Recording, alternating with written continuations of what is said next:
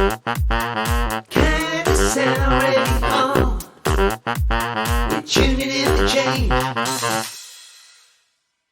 Welcome to the KIndaSound Astrology Update with me, Stella Grace, looking at the week ahead from the 2nd of February until the 8th of February.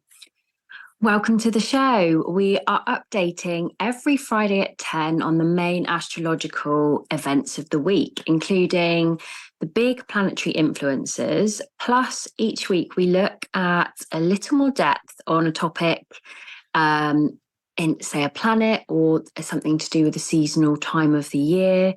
And today we're looking at Chiron. So we're going to talk a little bit more about the asteroid Chiron at the end of the update today. I also want to say happy Imbolc because I absolutely love following the seasonal wheel of the year and the traditional seasonal events. And so Imbolc starts on the 1st of February at sunset and runs until for that 24-hour period until sunset on the 2nd of February. So today we have this beautiful Imbolc energy, which is all about basically the worst of the winter being over, which I really, I get quite excited about that because I always feel that once we've got January out the way, we can really start to see spring. We're on the home run to spring here in the Northern Hemisphere. And so Imbolc is actually about, we're not fully out of hibernation yet, but we certainly are looking towards brighter, longer days and increased light. And we can see the first signs of spring now. So that's a really lovely energy to be in today, and for looking forwards to spring.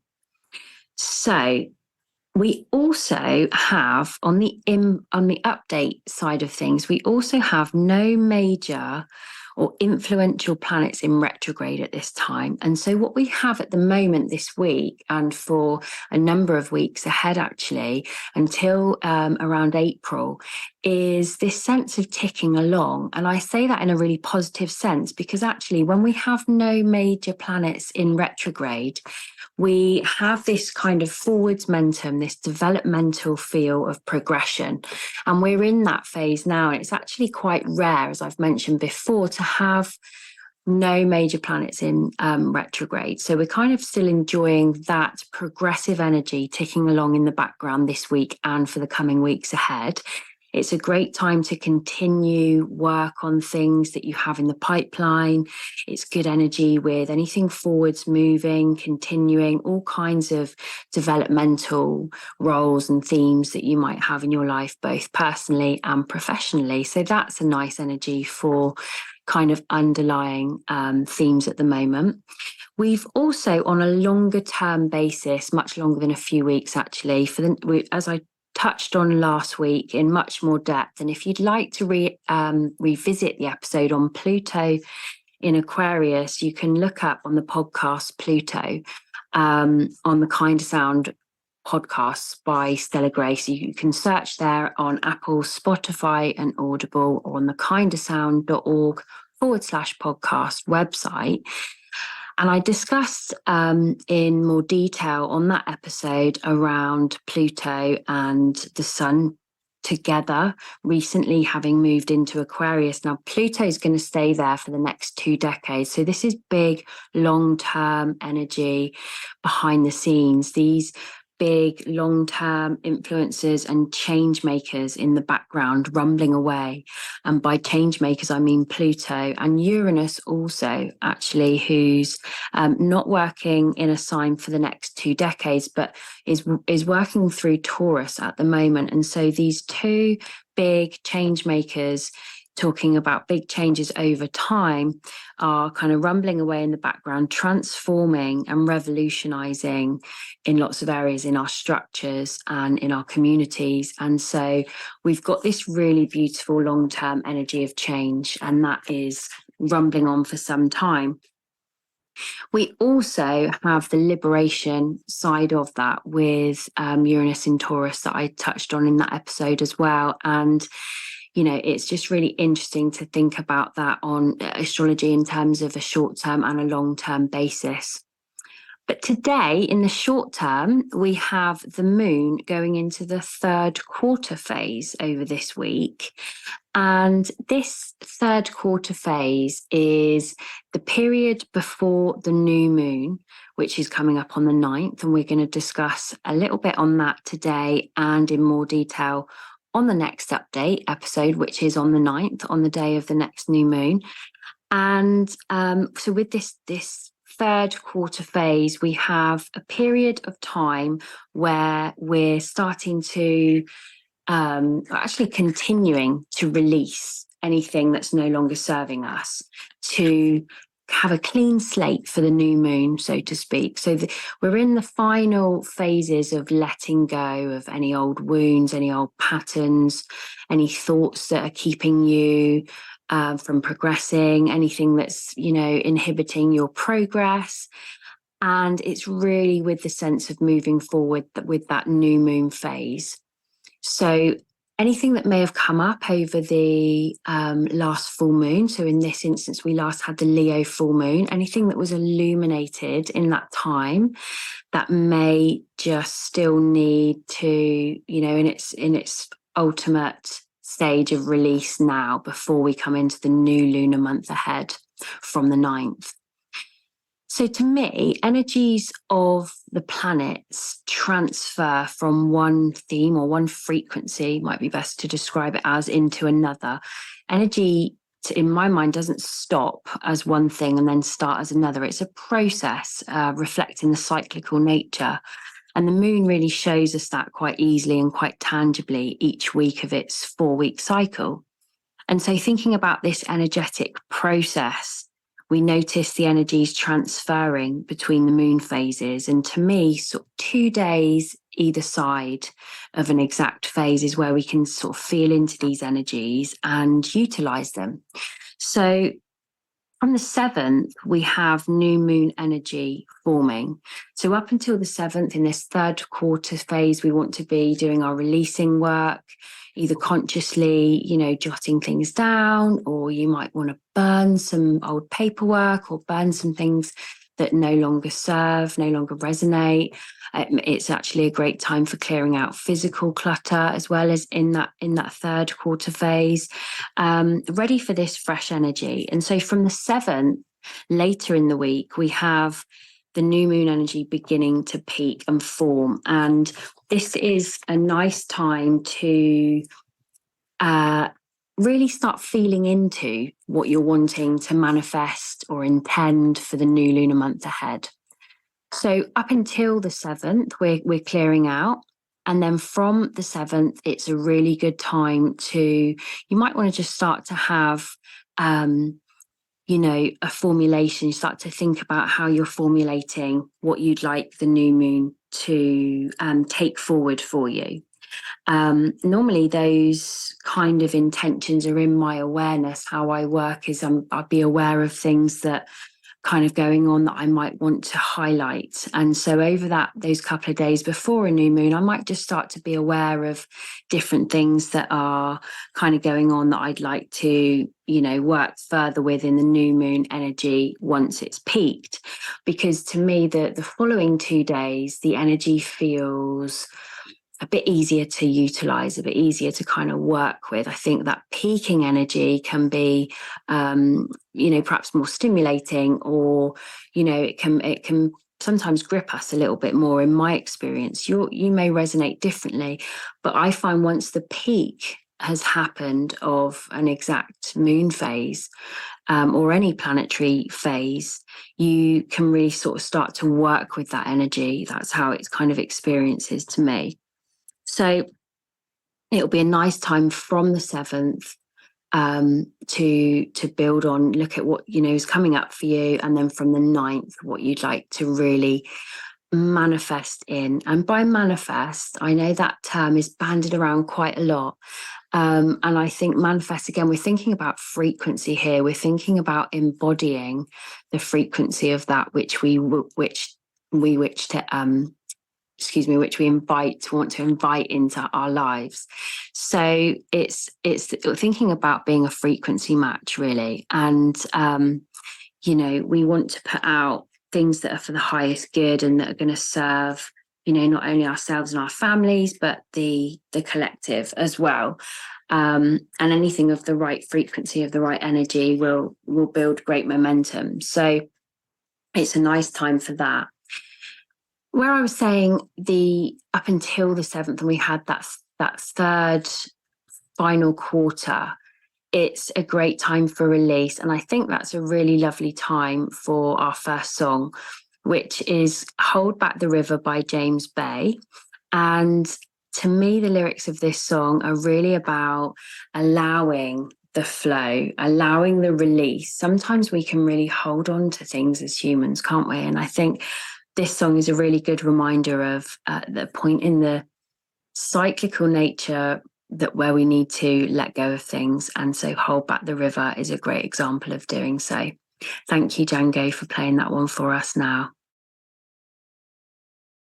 KIndaSound Radio, the station for a global community. Welcome back to KIndaSound Astrology Update with me, Stella Grace. We're looking at the week ahead, the astrology, the big planetary influences for this week from the 2nd to the 8th of February. Just to mention as well, from 11 o'clock today and replayed on Saturday, we have my other show, The Gifts Within Adversity, and my beautiful guest today, Juliet Bryant.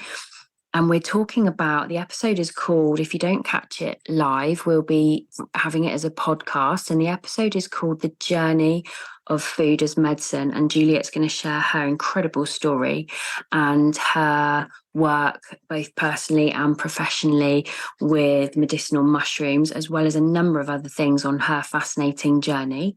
So do join us for that at 11 today, or on the replay, or in the podcasts. So back to the astrology update. By the 5th this week, we have an exact square phase. Now, the square in astrology is an aspect that's a more challenging placement, and it's known as a challenge requiring action. So when we have the square, it's not to fear, it's just to note that where challenges or difficulties or tension might be arising, we have this opportunity to look at what we might be wanting to put to the situation. Perhaps a new layer of wisdom might be helpful to kind of intervene on any challenges that are happening. And so this square that goes exact on the 5th is between Venus and Chiron.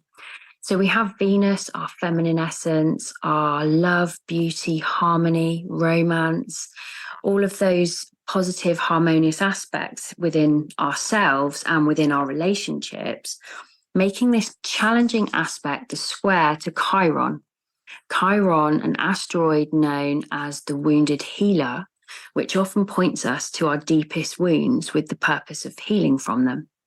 So in terms of the synergy between these two planets with the square aspect, we might find collectively issues coming up within ourselves. As I said, our relationships with ourselves is the most important and noticeable one. And once that has, underpinnings going on, that will reflect in our external relationships anyway, for the good and the bad.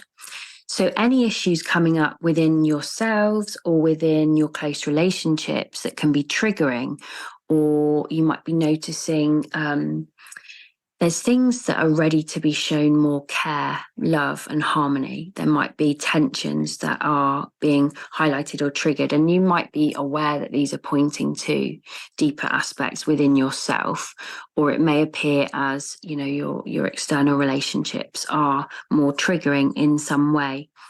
But the beauty of remembering and this issue between, or this tension between Venus and Chiron in this point in the week is, as I said, it's more care and more love and harmony is shown in any difficult kind of emotional situations, any difficult emotional pain, either from childhood or otherwise, that's ultimately an indicator for more love and care, either within yourself towards yourself as a self-love act, or within your relationships. So that's something to be mindful of.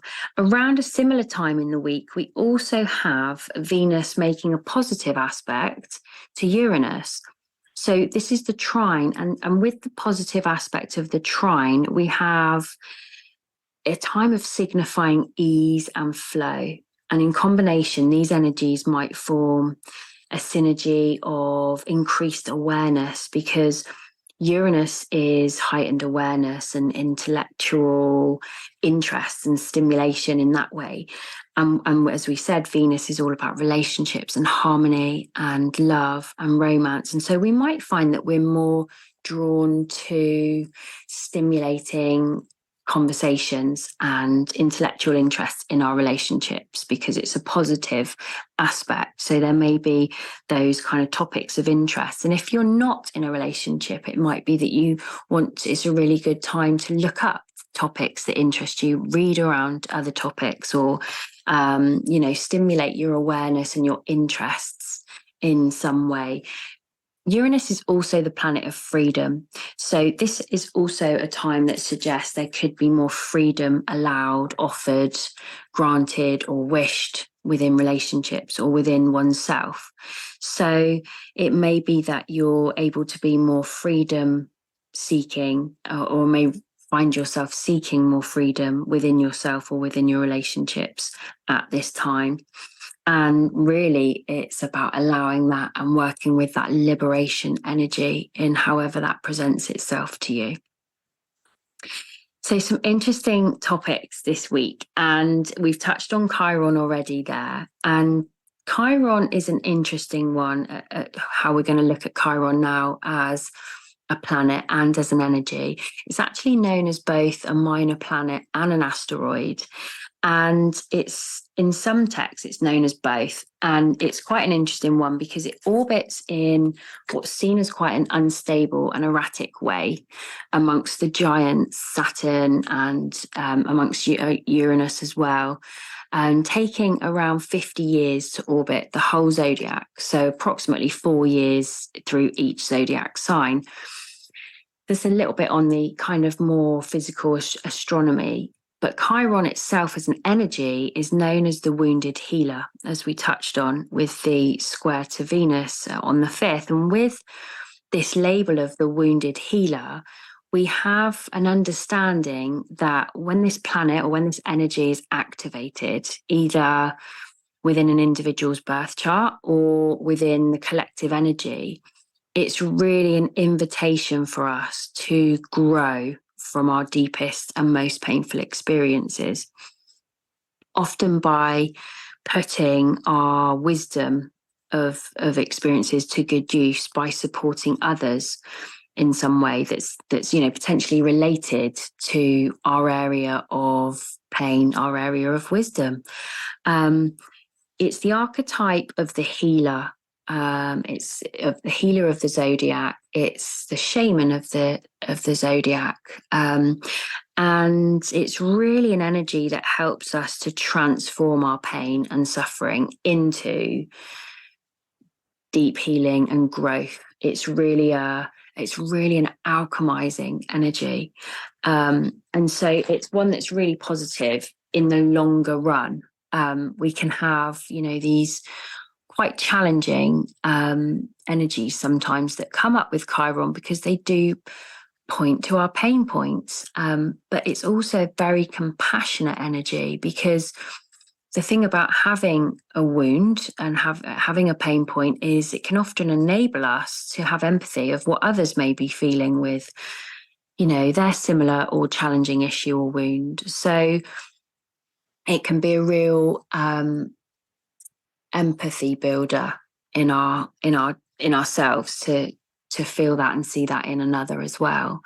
And it's quite interesting how the story of Chiron comes up. So in Greek mythology, it was thought that Chiron was the amazing healer and very wise and very spiritual and all of these things, but thought to be more difficult for him to heal himself. And so the challenge for us is to think about how we also look after our own wounds as well as caring for others, because how many of us find it much more easy to look after other people and than we do ourselves, or to be able to show others more healing and kindness and compassion than we show ourselves. So I think that's a really interesting kind of memo as well to share of how we're looking after ourselves, because of course, remembering that we can't pour out to others and can't heal others without, of course, doing that self-healing. And, it's one of the reasons that I really advocate for self-love,